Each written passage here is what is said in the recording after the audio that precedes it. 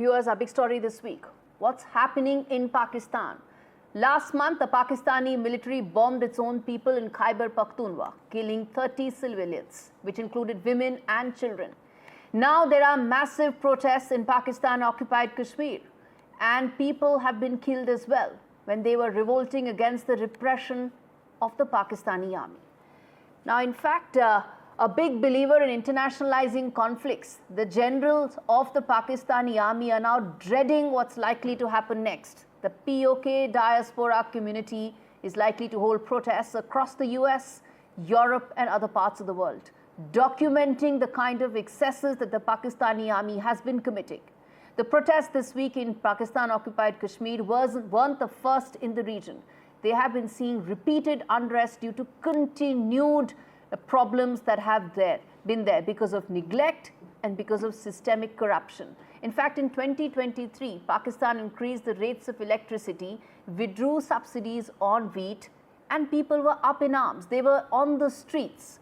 But that was also brutally crushed by force by the Pakistani military. Prices have been soaring, people don't have jobs, there is no development, and there is massive corruption. Viewers, there's a reason why a large part of the boat casualty victims due to overcrowding during attempted and failed migrations actually are residents of Pakistan-occupied Kashmir, because they have absolutely nothing else to look forward to. Prices of essentials are now out of reach, and demography has been completely altered to serve the interests of the Punjabi generals of the Pakistani army. Now, for India, this has massive ramifications.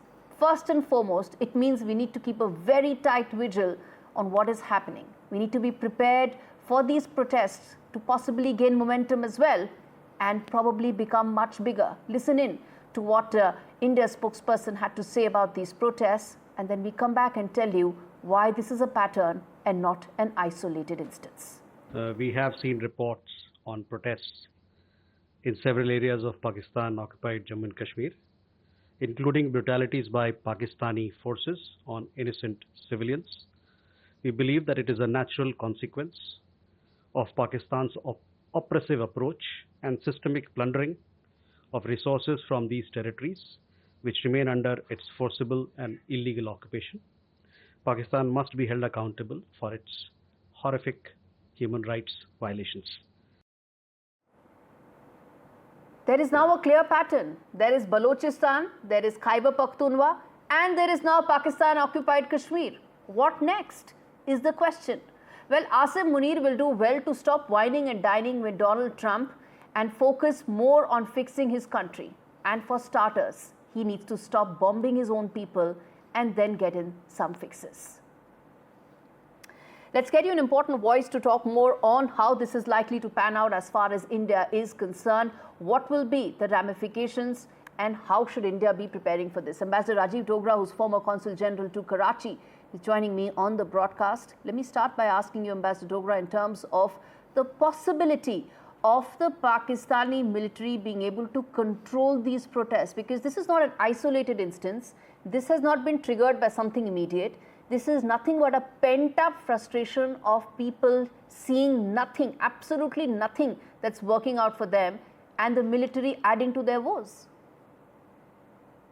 Well, Pakistan has a lot of security forces deployed in the area, and they are not hesitating to shoot directly at people.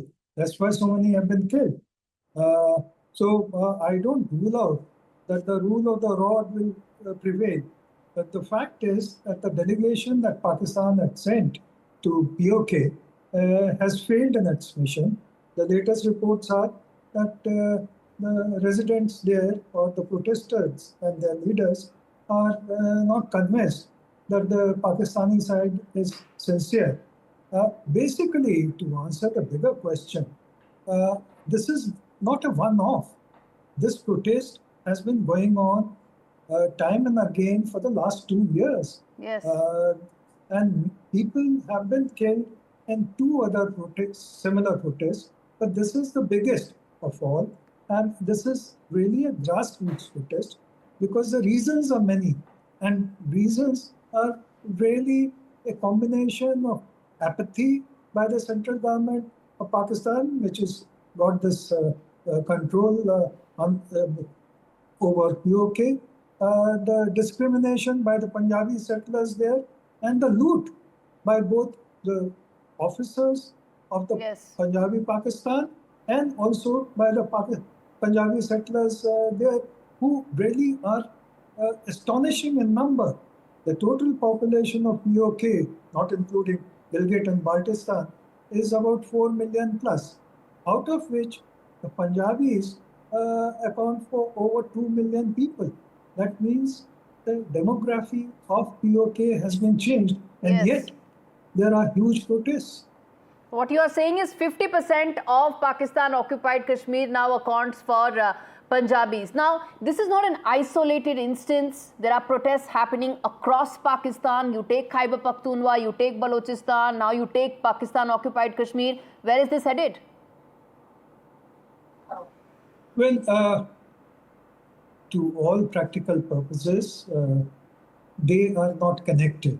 The protests are not only in Khyber Pakhtunkhwa, but also in Balochistan. And they are much more intense and long-term in their sort of struggle against Pakistan. PoK is much smaller in terms of population in comparison to the other two, and it is at a much weaker wicket. Just to give you one statistic, out of 4 million plus population, there are only 5,000 income taxpayers.